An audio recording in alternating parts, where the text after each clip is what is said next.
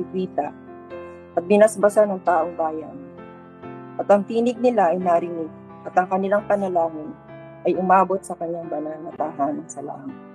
Pagpalain nawa ang banal na salita ng Panginoon. Thank you po. Dad, paki-open sa prayer. Okay, let us pray. Our Father in heaven, Lord, salamat sa araw na ito.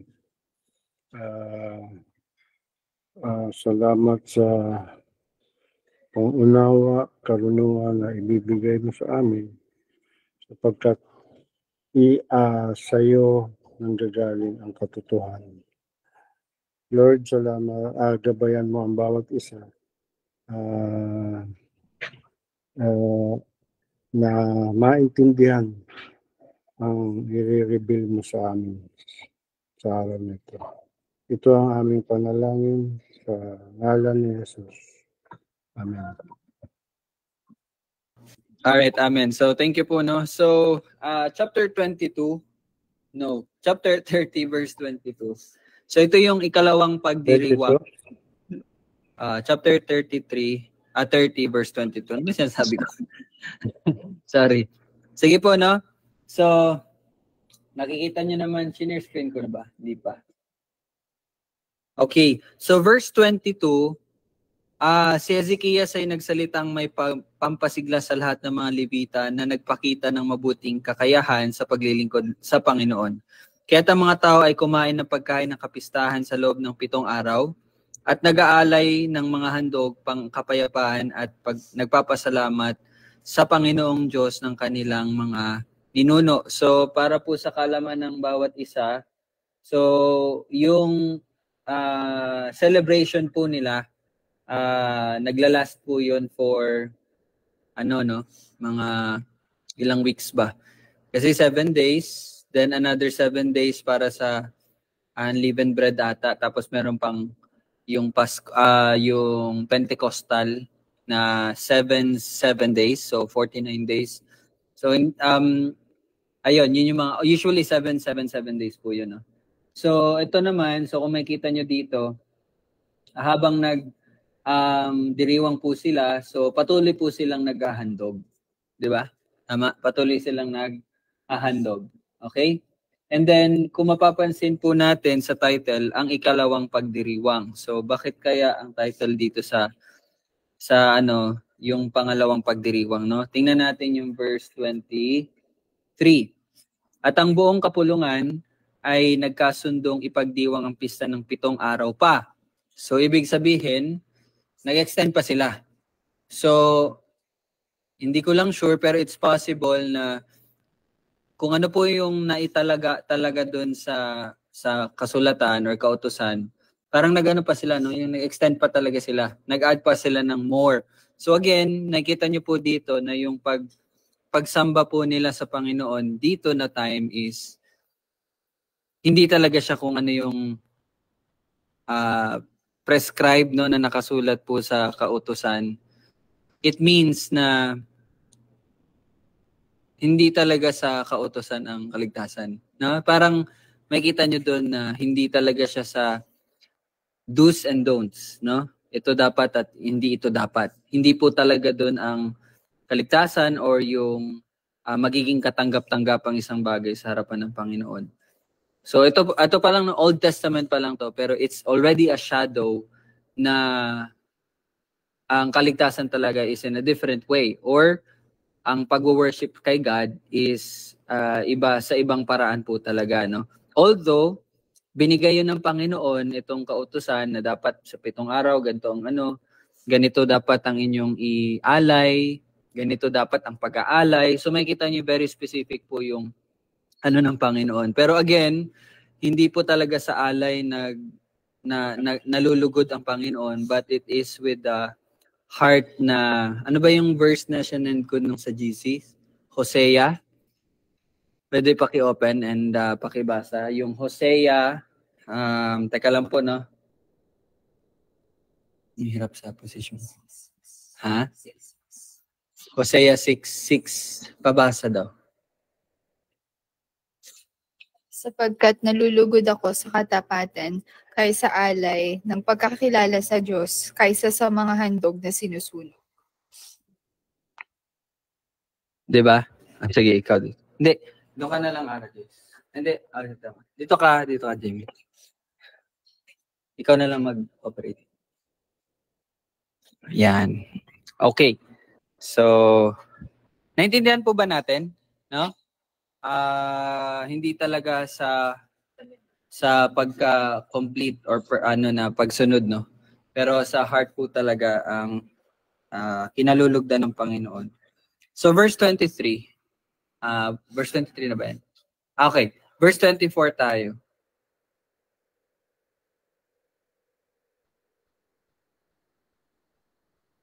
May up and down dyan. Okay, verse 24. Verse 24. Sapagkat si Hezekias na hari ng Juda ay nagbigay sa kapulungan ng 1,000 baka at 7,000 tupa bilang mga handog, at ang mga pinuno ay nagbigay sa kapulungan ng 1,000 baka at 10,000 tupa, at ang napakalaking bilang ng mga pari ay nagpakabanal. Okay, sige po, dito po sa verse 24, di ba nag-decide po sila na mag-extend sa verse 23? And then sa verse 24, dito pinakita sa atin bakit naging posible ang pag-extend. No?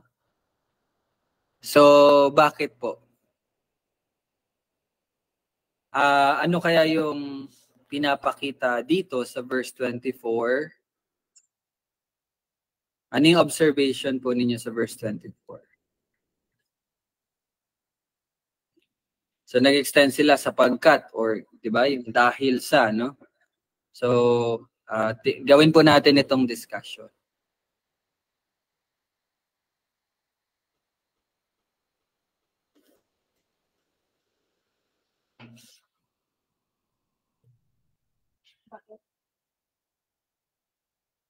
Di ba bakit? Ito yung dahilan verse 24. Bakit nag-extend sila? Ito yung dahilan, yung reason bakit nakapag-extend sila. So ano yung pwede nating ma-learn kung i-observe natin yung 23 tsaka 24?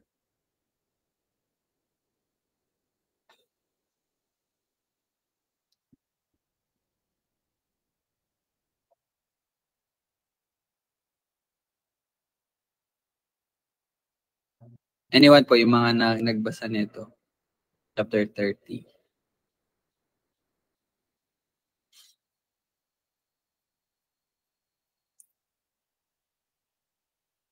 So pansinin niyo po yung mga pangalan na nabanggit.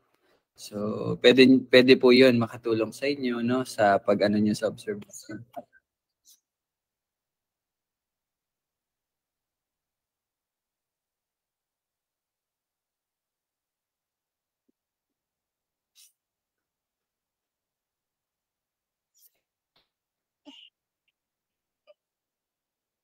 Anyone po? Ano yung ma-observe lang naman? Ano yung gusto niyo ma-share? No? Sa 23 tsaka 24. Yung dalawa dito nakasmile eh. Kanina pa to sila nag-i-smile. Sige, Yana, ikaw na. Ha? Ikaw? Ha? Ayan si Ara Joyce naman. Try daw siya. Parang ano lang, tatry lang po. Parang dahil sa ginawa ni Hezekias na pagbibigay ng mga tupa pa or mga iaalay, yun yung naging reason para mas dagdagan yung araw na pag-worship nila kay Lord. So, tama, no, na kaya nga sabi ko nga po bakit sila nakapag-extend, di ba, verse 24. Dahil si Hezekiah, one reason bakit sinabi ko po na observe niyo yung mga names, kasi makakatulong yun. So, nabanggit ni Ara si Hezekiah. Now, ano ba si Hezekiah?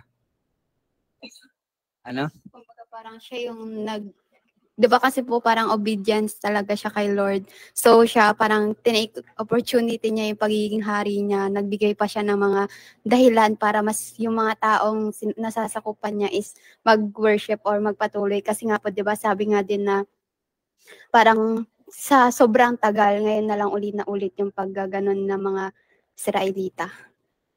So, anong pwedeng application? Anong pwedeng application? Ikaw, yeah. Yan, na-share na ni Ara. Ikaw, Jamie. Jamie, tas na yan. So, ano ba? Ayan, sige, nag-start ka na. Ayun, sabi mo. Application? Application.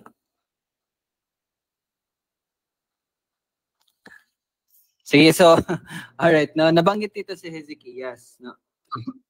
So, isa sa mga makikita natin dito is yung initiative ng leader din, talaga. Kasi pwede kasi na mag-stop na din talaga sila, no, sa samba or pag-celebrate. Pero since Hezekias nag-initiate siya na mas magbigay pa, kumbaga, by the way, yung binigay niya po pala is sa kanya po yun, sa ari-arian niya po yun. Okay? So kung makikita nyo dito, nagbigay sa kapulungan ng 1,000 baka at 7,000 tupa bilang mga handog. So pagkatapos nun, ang nangyari, ano po ba? Chain effect. At ang mga pinuno ay nagbigay sa kapulungan ng 1,000 baka at 10,000 tupa. So mga pinuno, pag sinabi po natin mga pinuno, ayun, siguro yung mga yung mga sub-leaders, no? And then, at ang napakalaking bilang ng mga pari ay nagpakabanal. So makita natin dito yung, hindi naman siya dahil kay Hezekias, no? Alam natin na ang Panginoon po ang gumawa niyan. Pero makita natin dito yung pag-step up din po talaga nung leader, and then sunod-sunod na yon. So, anong ibig sabihin nito? So yung leader dapat mag-step up. And then, kumbaga dapat po talaga maging example tayo. So every one of us, no, is naman siya. Mako-consider siya as leader in some way. Sa anong paraan? For example, sa family, no? Ate ka, father ka, or mother ka. So ma-apply natin 'yun sa ate ka, no? Kuya ka, ganon. So, boss ka or basta yung mga ganong bagay. Kumbaga, gamitin natin yun. And may kita natin dito na patuloy yung reformation din, no? So, yun yung pwede nating isang makita sa 24. Okay? So, proceed tayo sa 25. May dagdag kayo? Wala na? Okay, verse 25. At ang buong kapulungan ng Juda, ang mga pari at mga Levita, ang buong kapulungan na lumabas sa Israel, ang mga dayuhang nagsilabas mula sa lupain ng Israel, at ang mga dayuhang nanirahan sa Juda ay nagalak. So this is the result, no? Happiness or joy, which is yun talaga mararamdaman natin whenever yung pag-worship talaga natin sa Panginoon. So, siguro kumbaga, din sa atin, no, na sana yun yung nakikita din sa atin as a church, no, bilang body ni Christ, na lahat tayo nagagalak, no, lahat tayo nagagalak na nagpupuri, naglilingkod sa ating Panginoon, no? Okay? So, pero ayun nga, sila'y nagalak dahil sa habag, no, ng Panginoon, and yung obedience talaga nila sa Panginoon, yun talaga yung resulta eh. Obedience, true joy and happiness talaga. Disobedience, siguro may time na masaya ka sa disobedience, pero lang talaga siya, fleeting, kumbaga fading, laging laging panandalian lang. Pero overall nun is talaga, puno talaga siya ng ng sorrow, pighati, no? Especially, lalo na po sa atin, hindi lalo, sa atin mga Christians, yun talaga mararamdaman, no? Kasi sa world, whenever they commit sin, they are happy talaga. I mean, enjoy talaga nila, no? Pero ang isa talagang patunay na ikaw ay binuhay ng Panginoon, whenever na ano ka, no, nadadapa ka, and kumbaga nakakagawa ka ng kasalanan, ano talaga siya, sorrow talaga ang mararamdaman natin. So, we praise God na yun ang nararamdaman natin. Kasi ibig sabihin, we are born again. Kaya nga sabi ni Pablo, di ba? Sabi niya, ano ba sa Tagalog? Kumbaga, kalunos-lunos ba yun? Yung sa Romans 7, di ba yung sabi ni Pablo, na kumbaga, kawawa, ayun, parang kawawa talaga tayo. No? Pero salamat sa Panginoon dahil niligtas niya tayo sa ganun. So, yun.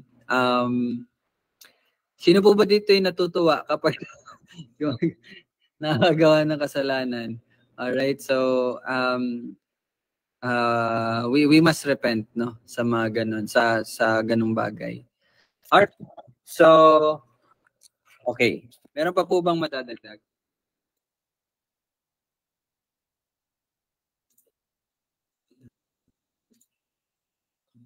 May madadagdag pa po ba tayo sa 25?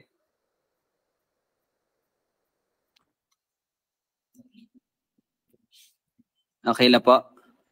So 20 tayo? 26. Kaya't nagkaroon ng malaking kagalakan sa Jerusalem sapagkat mula ng panahong ni Solomon na anak ni David na hari ng Israel, hindi pa nagkaroon ng tulad nito sa Jerusalem. So again, yun nga po, this is the very first time after 215 years. So 100 is 1 century, no? 2 centuries, no? 215 years. So you see, kumbaga parang naipon. Kumbaga kaya gano'n na lang din saya, kagalak sila, no? So, yun, matagal po talaga ang panahon na lumipas. And then pagkatapos, tumayo ang mga pari at mga Levita at binasbasa ng taong bayan, at ang tinig nila ay narinig at ang kanilang panalangin ay umabot sa kanyang banal na tahanan sa langit. Okay, tingnan natin tong sa last phrase, no? At narinig ang kanilang panalangin, at ang tinig nila ay narinig at ang kanilang panalangin ay umabot sa kanyang banal na tahanan sa langit. So, ano po yung masishare nyo dito sa part na to?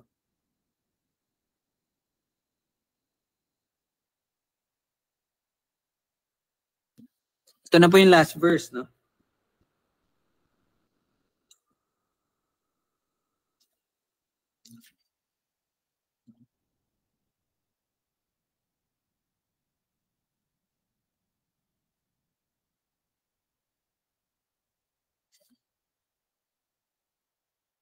Sa verse 27, ano yung parang pinapakita dito?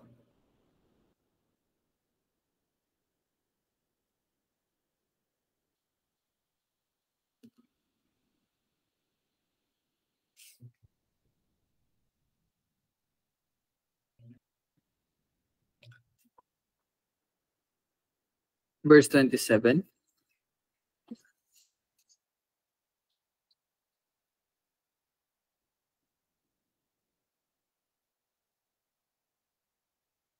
So, one thing na makikita natin dito is yung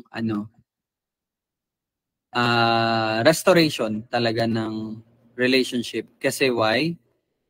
Kasi kumbaga Isaiah 59:2, our sins, nakalimutan ko na yun. For our iniquities, Isaiah 59:2 ba yun? Basta meron kasing verse na dahil sa kasalanan natin, hindi nakikinig ang Panginoon sa atin. Kumbaga, sin ang talaga, nagiging balakid para upang ang Panginoon ay tumugon sa atin. So, paki-search na Isaiah 59:2. Kung tama ba yung pagkano. Okay? Pero dito, restored na. Why? Kasi, kumbaga, dito natin makita na they are, pinapakinggan na sila ng Panginoon. O makita natin dito yung God is with them na. No? So, ayun, wala talagang ibang magiging resulta ang reformation, but ang ano lang talaga nito is yung restoration.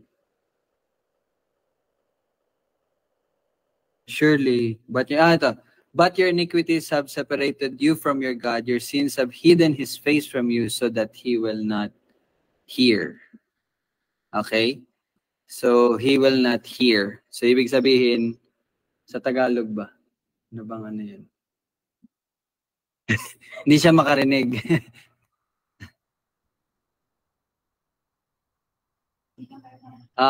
Nagkasala kayo, kaya hindi nyo siya makita at hindi niya kayo marinig. Isaiah 59:2. So, ayun po, no? Ang ating nakita doon. So, 27, restoration po talaga. Alright? So, any additional?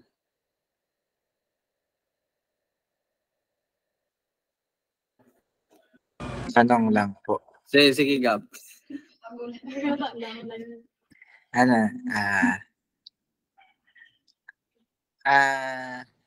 Alam naman po natin na yung sa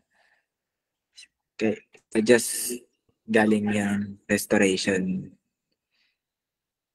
Pero parang paano lang kasi pagtaas ng para malibit na binasperson ng tambayan, tinig nila yung narinig. Ayun, parang nagigets niya. Ang tanong, parang dahil ba sa panalangin nila? Ay, kung bakit sila naririnig na. Di ba dati hindi? So,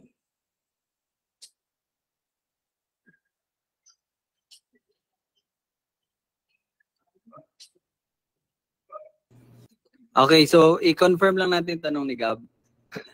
So, bali, ang tanong po ni Gab, related sa verse 27, kung ito ba ay gawa ng tao. That's why naririnig na sila. Dahil ba sila ay nanalangin na? Parang gano'n, no? Parang gano'n yung tanong ni Gab. Tama ba, Gab? Thumbs up ka kung tama. Okay. Alright. So, well, it's good na natatanong natin to. Actually, lagi natin to talagang pinaparemind sa bawat isa, no? So, sila po ay naririnig at ang panalangin nila ay umaabot sa kanyang banal na tahanan sa langit. Again, hindi po yun paano ko ba explain? Hindi po yun dahil sa kagagawan ng tao. Yun po ay dahil sa habag at awa ng Panginoon. Kung babasahin po natin yung verse, teka lang po Ay, saan na ba? Okay, verse.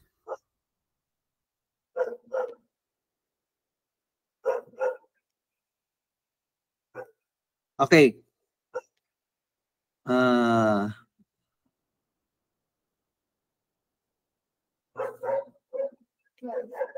Verse 12. Pakita natin yung verse 12.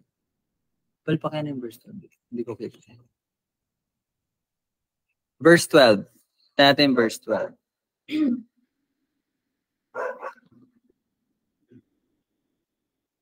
Okay, ang kamay ng Diyos ay nasa Juda rin upang bigyan sila ng isang puso upang gawin ang inutos ng hari at na mapinuno sa pamagitan ng salita ng Panginoon. So, ibig sabihin, yung pagsunod po ng mga taga-Juda sa hari at pati na rin yung mga bumalik, no, galing po sa Israel, sa Northern Kingdom, may kita natin na desisyon yun ng tao. Pero verse 12, hindi lang verse 12, actually meron pang isang verse Na kumbaga ang Diyos ang gumawa nung lahat ng iyon. So kailangan natin maintindihan na although in our human eyes, sa mata natin, tayo ang kumikilos nun, tayo ang nagde-decide nun. Pero alam natin na kung hindi kumikilos ang Diyos sa ating buhay, sa ating puso, hindi natin yun gagawin. Now, nagagawa lang natin yun because God intervened. Ibig sabihin, ang Panginoon ay kumilos at gumawa ng paraan at siya ang, 'di ba? Yung napag-aralan natin sa Corinthians, siya ang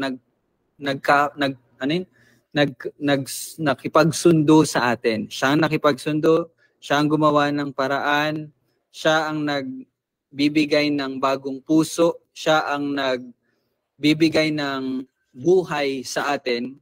So, whenever a person responds, no, to the calling of God, ito ay dahil kinahabagan siya ng Panginoon. Okay? Now, yung balik po tayo sa verse 27. Yung tanong naman ni Gab na yun nga, narinig na ba ng Panginoon dahil sa ginawa nila? Well, yes and no.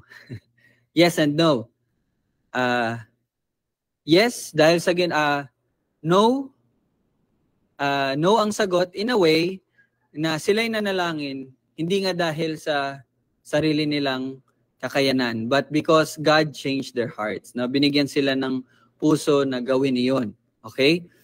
So, kinahabagan sila ng Panginoon. And yes, in a way, na yun kasi yung naging resulta, yung outflow nung pagbibigay ng bagong puso sa kanila. Kaya't sila'y pinakinggan ng Panginoon. So, kung makikita nyo dito, again, it's all the mighty workings of God. Okay? So, ayun, ewan ko kung nasagot ko ba. Ayan na, parang may dadagdag ka. Sa prayer po, di ba? Yung napaparinggan tayo ng Panginoon ngayon through Jesus. Paano po yun? Di ba po, yung sa mighty workings pa rin ni Lord? Kasi dati parang may pinaliwanag po kayo sa amin na yung through Jesus' name, in Jesus' name we pray. Yung ganun, kaya naririnig din tayo ng Panginoon. Ayun. Alam mo yun? Yung kapag wala doon, hindi na tayo so yung tanong po ni Yana, sa prayer daw, naririnig tayo dahil pinapadaan natin sa pamagitan ni Jesucristo. So yun siguro ang tanong, bakit sa panalangin natin, kailangan natin banggitin yung through Christ or in Jesus' name? The reason for that is dahil ang mediator nga natin, or ano ba yung sa Tagalog? Tagapamagitan natin ay ang Panginoong Jesucristo. So, kumbaga, ina-acknowledge natin na by our own, hindi talaga yun, maririnig ng Panginoon, no? But, yun, tayo'y nakakapanalangin dahil sa pamagitan ng ating Panginoong Jesucristo. So, hindi naman ibig sabihin kapag nag-pray ka, walang in Jesus' name, amen, hindi yun naririnig. Hindi po yun ganon. Kaya lang, sa mga prayer natin, binibigkas lang talaga natin, ina-acknowledge natin na itong lahat ng panalangin namin ay naririnig mo, Panginoon, dahil sa pamagitan ng aming tagapagligtas na si Jesucristo. So yun po, kaya binabanggit natin yung in Jesus' name. Pero, again, hindi po, may mga time na hindi natin nababanggit, hindi ibig sabihin na hindi na naririnig ng Panginoon. Kumbaga lang, meron na talaga tayong intimate relationship dahil tayo pinagkasundo na ng Panginoon. So, kumbaga, nagiging na lang yun sa atin. Na-acknowledge talaga natin na it's in the name of Jesus Christ na we can pray. It's in the name of Jesus Christ that we can say, Abba, Father. It is in the name of Jesus Christ that we can be called as sons and daughters of God.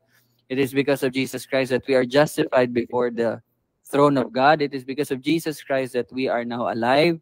So yun, it's all because of Jesus I'm alive. So yun po ang no? Yan.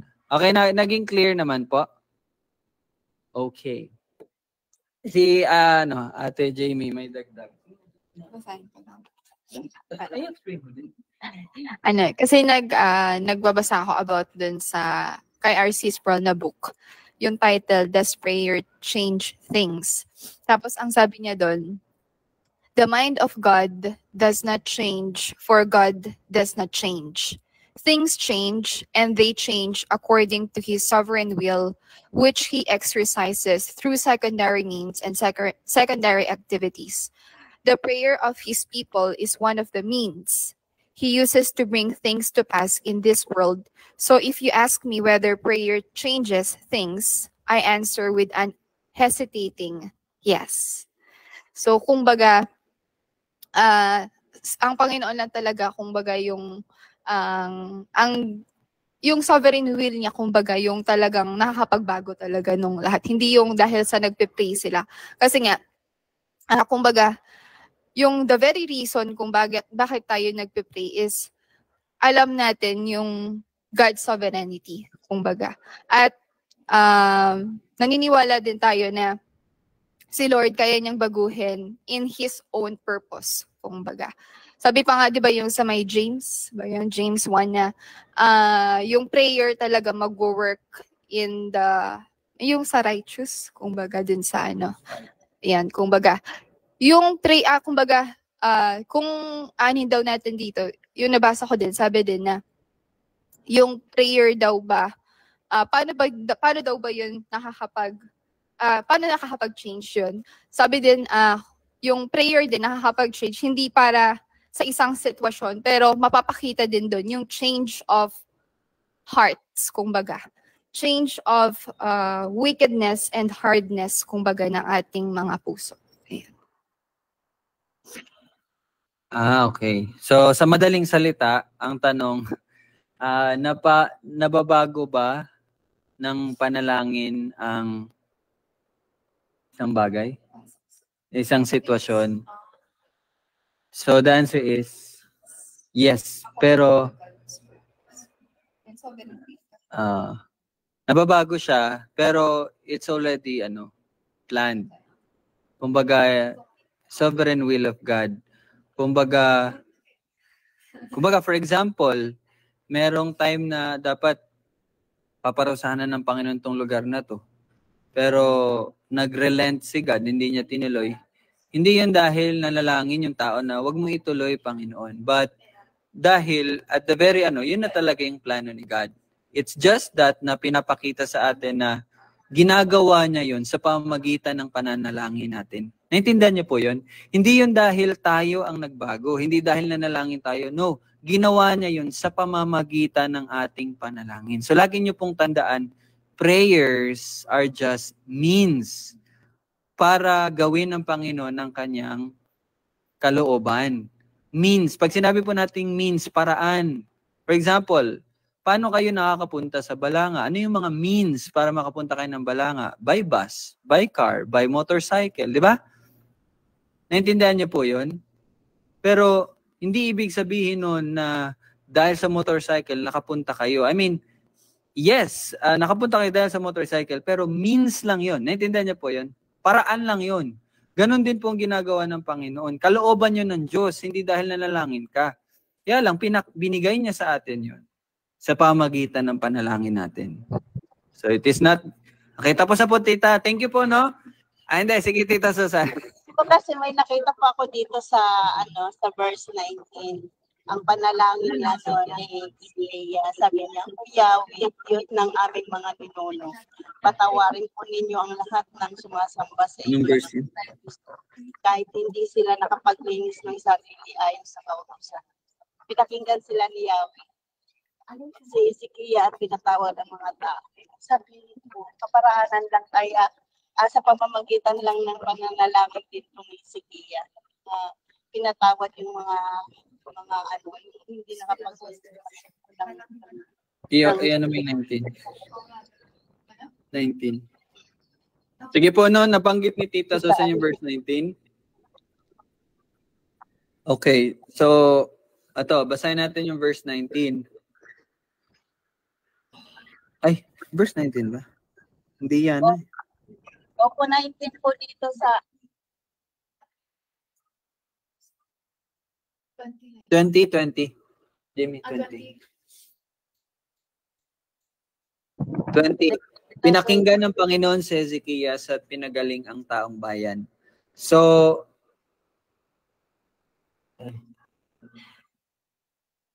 okay. So, alright. So, yun po, no? Makikita natin dito na pinakinggan ng Panginoon si Hezekias at pinagaling ang taong bayan. Again, kung babasahin talaga natin to, masasabi talaga natin na dahil nanalangin si Hezekias. Okay? Pero, again, God is sovereign. No? Sovereign niyang Panginoon. Hindi nagbabago ng utak or pag-iisip ang Panginoon. And we have to remember also na yung nagsulat po nito is although inspired by the Holy Spirit, pero sinusulat ito sa pamagitan ng mata ng tao. Naintindihan niyo po? Sa pamagitan ng mata ng tao. So, kapag nakita ng tao, pinakinggan ng Panginoon si Hezekias kasi yun talaga ang nakikita ng tao. Di ba? Naintindihan niyo po yun? Pero, again, ginamit yung panalangin ni Hezekias upang pagalingin ang taong bayan. Yun po yun. Ginamit ang panalangin. And again, babalik tayo, bakit nakapag-pray si Hezekias? Again, because God changed his heart. Dahil kinhabagan siya ng Panginoon. And tayo kasi, ang pinagpipray natin ito, kalooban talaga ng Panginoon. Kaya nga po, di ba, mapapansin nyo may mga verses na mangyayari ang lahat ng iyong mga pinalangin sa pamagitan ng pananampalataya. Di ba? May mga ganong verses. Bakit po? Kasi nga, pananampalataya is equal to the will of God. No? Faith is trusting God. Faith is trusting God. So, wag po tayong malito doon na ano ba talaga, Kuya Rel? Sabi, susunod kapag nanampalataya ako. Kaya yun, marami kasing nalilin lang sa ganong na inisip natin na basta maniwala ka na ibibigay ng Panginoon. Yun yung faith. No. Faith is you trust God. Na kung ano man ang will ni Lord, yun ang mangyayari. So whenever you pray by faith,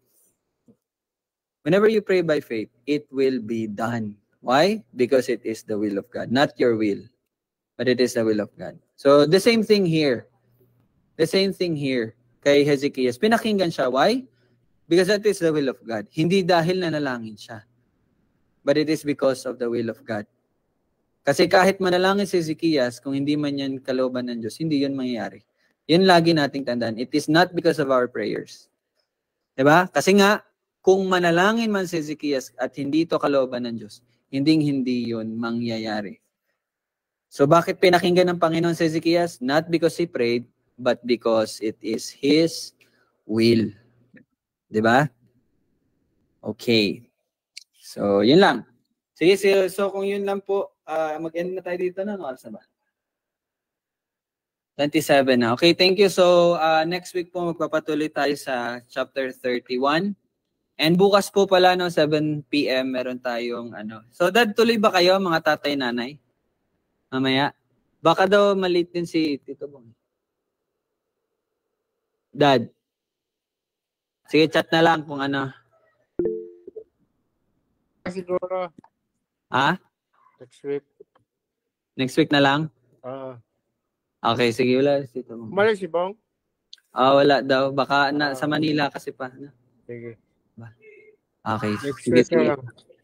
Bala nga lang ba? Sige, kausapin. Chat na lang kita, Dad. Chat na lang po ako sa kung anong final na. Sige po, tayo manalangin to end. Let's pray. Father in heaven, maraming salamat po sa mga itinuro mo, sa pamumuhay po at sa mga nangyari sa mga Israelita during the time of Reformation. Hindi pinapakita mo na ito lang din talagang aming gawin, ang pagsasagawa at pagsasabalik sa kung ano talaga ang utos mo, Panginoon. At ito'y makikita lang namin sa iyong salita. Naway ang bawat isa, Lord, maraming salamat dahil ikaw ang kumikilos sa buhay ng bawat isa. Na maging totoo ang pagbabago dahil ikaw po ang magawa nitong lahat. Maraming salamat dahil ito po sa iyong habag at iyong awa. Daming panalangin sa pangalan ni Jesus. Amen. Okay, thank you po. See you. Bye-bye po. Bye. Jill, thank you, Jill. Bukas, Jill, punta ka dito, 7 p.m. Kasapin mo sila, ate mo, ha? Sama niya si Jill. Okay, bye-bye po. Okay na. Bye.